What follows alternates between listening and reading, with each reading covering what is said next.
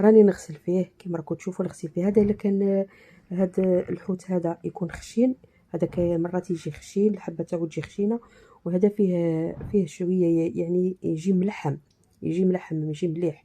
الا كانت الحبه كبيره نتاع الحوت نتاع البوقه هذا شوفوا الطريقه كيفاش نغسل. لازم يتنحلوا الراس تاعو. انا هذا حبيت نديرو يجي مقرمش اليوم، حبيت هذيك الطريقه تاع يجي مقرمش كما قلت لكم. الفطور تاع اليوم كما نقولوا ما حبيتش ندير فيه بزاف، نديرو في الفرن، ولا نديرو بصوص، ولا نديرو درتو عادي.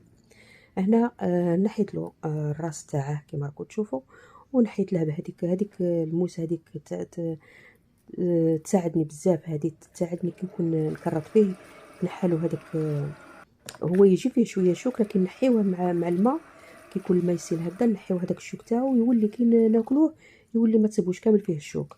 شوفوا هنايا راني نقشر فيه، هذيك الموسى ساعدتني. ومن بعد نغسلو طبعا عادي، ونحيلو هذاك الريش تاعه، نحيلو هذاك الجناحتين اللي يجوا في الراس ويجيو هذيك، والشوك تاعه ناقيه كامل قلت لكم يبقى هذا الحوت هذا بلا شوك.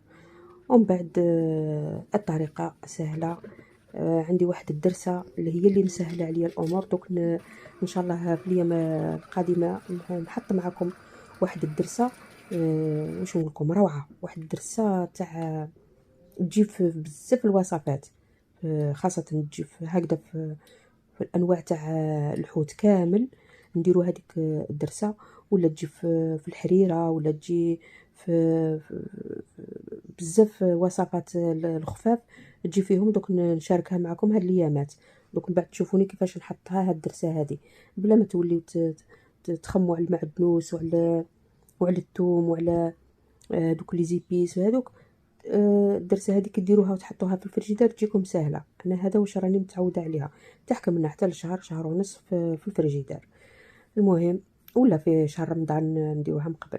هنا راني دائما مع الحوت نتاعي، تعرفوا كيفاش يقبض في اليد، لازم نغسلوه. ولازم هنا كان عندي كيلو ورطل، غسلته ونقيته وخليته تقطر مليح مليح، ودرته مع الفارينه هذيك، درت غير شويه برك.